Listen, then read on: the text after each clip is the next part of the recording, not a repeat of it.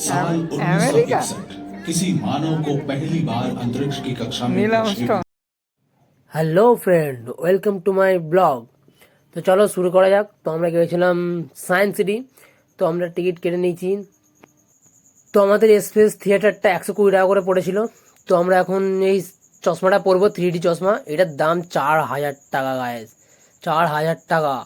কিছু হলেই ক্ষতিপূরণ দিতে হবে, স্ক্রিনে পুরো লিখেই দিয়েছিল। তো চলো এই 4000 টাকার চশমা পরে আমরা 3D শোটা দেখবো।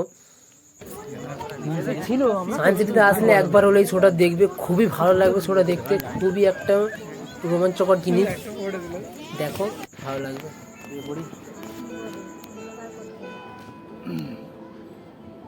मन को मोहित करते हैं, जैसे बदलना चाहता है प्रकाश की ओर, हमारा मन भी नई खोजों से खुश होता है।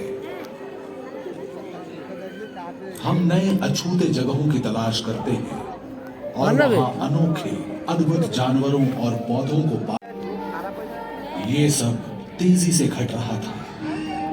ब्रह्मांड के समय की माप के अनुसार चमकने भर पहले हुआ था, और आज हम अपने ग्रह से कितनी दूर तक निकल आए हैं।